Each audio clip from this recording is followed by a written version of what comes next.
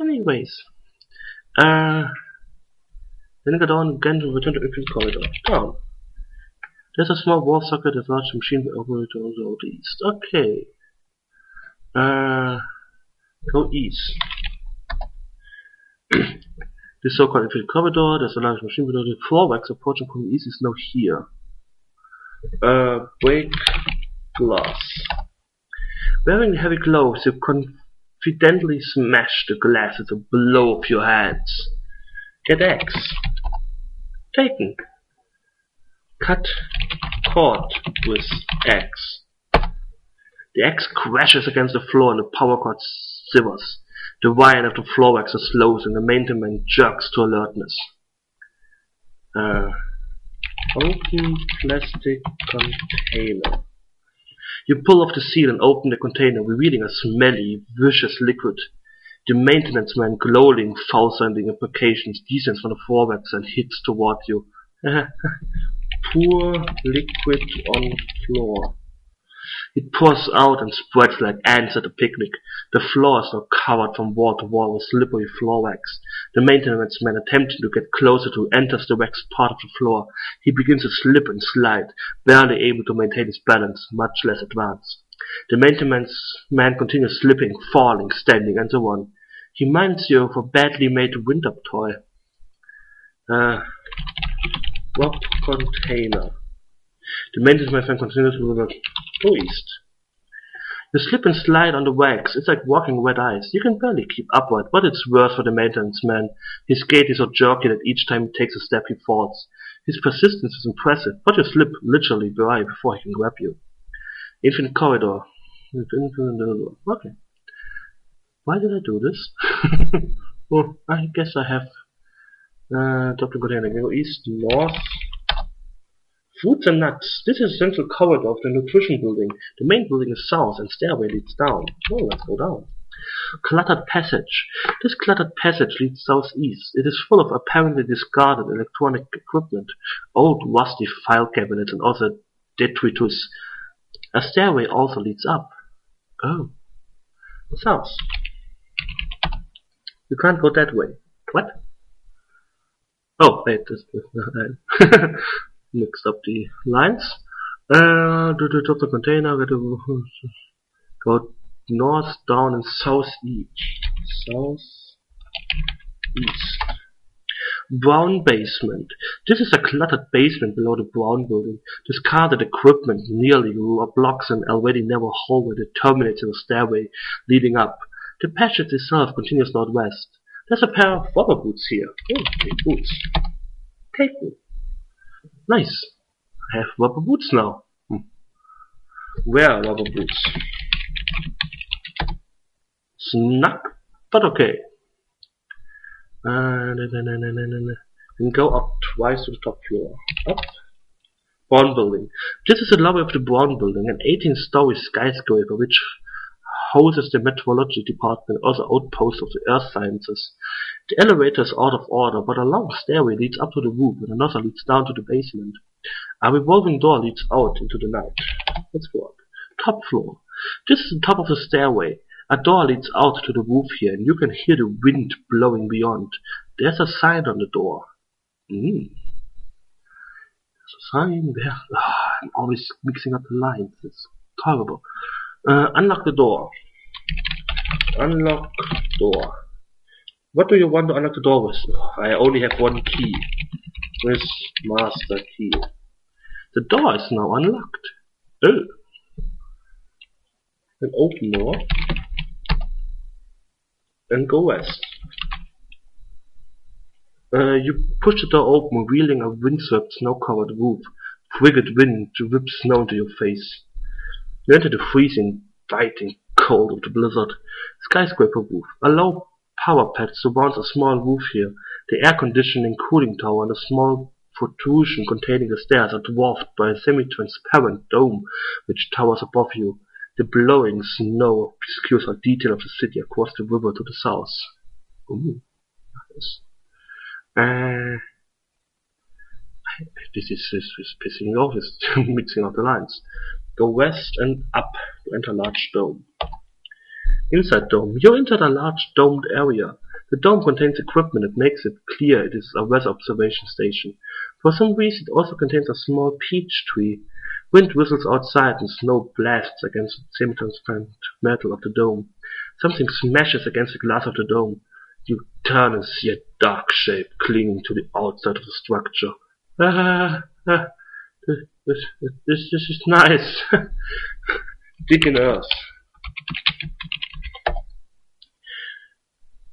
You wood around in the dirt for a while when you encounter something hard. First excavation reveals it to be a dried, chewed-looking human hand. Ah. The dark shape moves. Above the howl of the wind you hear a high-pitched, keening noise. Take hand. Taken. The shape drops out of view. Down. The shape rises, bearing needle-sharp teeth and pumping its wings painfully in the gale. Throw stone at shape. What the fuck? Okay. The stone hits the dark beast and appears to go completely through it, as though the creature was made of air. The smooth stone disappears over the south edge of the building, and the creature follows it, screaming frustration into the storm. Bitter, bone-cracking cold assaults you continuously. The temperature in the blizzard conditions was horrible. Okay. I don't feel that comfortable here. Let's go east and down. Whew. Oh boy. Let's go south. There's more courtyard. This courtyard is a triumph of modern architecture. It is spare, cold, angular, overwhelming in size, and bears a striking resemblance to a wind tunnel whenever the breeze picks up. Right now this is true of the whole campus, though. A huge mass lurks nearby and almost featureless skyscrapers to the north. There's a smooth stone here. This winging was the dad of my roommate. 1 second, we were back. I'm back. Ooh. Okay, take stone again. This seems to be a weapon against these monsters who are roaming the campus at night. Scary. You should pick it back up, then go north, down, northwest, up, south to return to the infinite corridor. No, wait. Great. North, down, up, okay. North, down, northwest, up, south. Infinite corridor. Go south to reach a chemistry building. Nice. This corridor is lined with closed, dark offices. At the south end of the corridor is a door with a light shining behind it. There's something written on the door. Ooh, we are now at step 4. Visit the Department of Alchemy. Nice. Then break the window of the door with the axe. Sure, knocking the door would have worked too, but what's the fun in that, right? You are a strange person. Let's save. How about this? Before this lurking save. Oh, lurking save is good. Okay. Break window with axe. You smash the glass and cracks spread all over the pane from the point of impact. The window remains whole, though, as it's made of wire reinforced glass. Okay. Wait until the professor lets you in. Wait. Yes. Weird. Wait. The door opens partway, revealing a professorial man in a white lab coat. He smiles. Good evening. I don't get many visitors this late. You're not one of my students, are you? He ushers you into the room without waiting for an answer, closing the door behind you. Wait a second. I just smashed with an axe against a window, and he thought I was... Okay. This office is clinically clean, shiny and modern. It looks like something out of a science fiction movie. A closed door to the north leads back into the corridor and an archway opens to the south. Taped to the wall to the right of the archway is a sign-up sheet. The professor is here. Okay. Show paper to professor. He reads it carefully. What drivel! This just confirms my suspicions. He had clearly gone over the edge. Drug use, drinking, insanity. It's only too bad that I didn't realize what was happening. I might have helped him. The professor gazed at you with a distinctly predatory air. Okay, that was us. Ah, you would like to see the lab, the professor asked in a rather unctuous tone. Come right in. He ushers you through the archway into the lab, following quickly behind you and turning on the lights. Lab. The lab is an ultra-modern, fully equipped chemistry lab. Unfortunately, or perhaps fortunately, you aren't a chemistry major, but equipment might as well be magical. The professor is here. There's a lab bench and an alchemy department computer here. Sitting on the lab bench is a vat. The vat contains a terry liquid. The professor guides you to the center of the lab, where strange pentagonal symbols chalked on the floor. He cuts one of the chalk lines with a small knife you had not previously noticed. Pushes you to the center of the chalk symbol and redraws the line, muttering softly and rhythmically as he does so. There, that's done. Don't move from there. It will only make things worse for you. He makes some odd gestures at the archer and then goes over to the lab bench. What the fuck?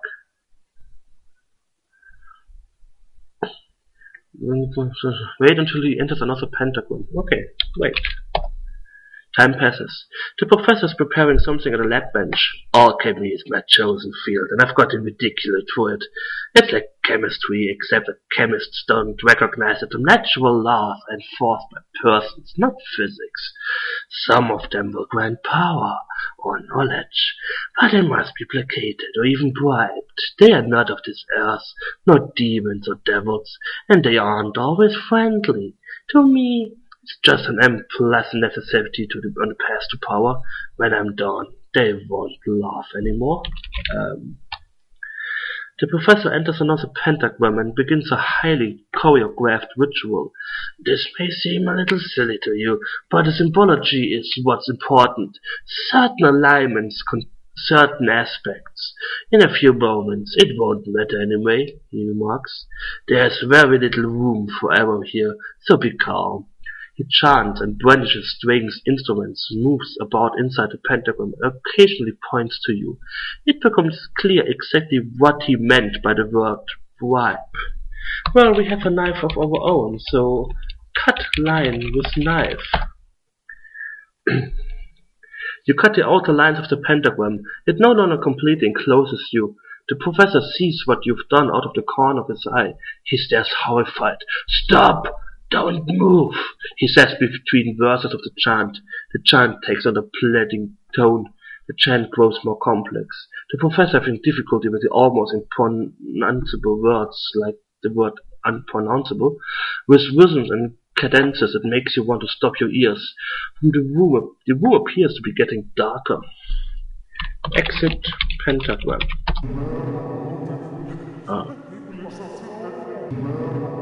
Okay. You push your way through a soft spot just over the scuff marks and are outside the pentagram. The air is thick and close. A thick black mist begins to form in the room. Parts are darker and parts lighter, and the darker parts form a disturbing shape. The professor chants and calls more loudly now, clearly terrified of what may happen, and you realize the calls are being answered. I guess he cannot stop, or why is he not doing anything? Oh well. They move the lab bench off the metal door. Move bench. It's heavy, but it moves, revealing a hinged metal trapdoor beneath. The room is now freezing cold, though the windows are shuttered and tightly contained. Low, bone-rattling vibrations shake the room in cadence with the chant. The black mist is growing thicker.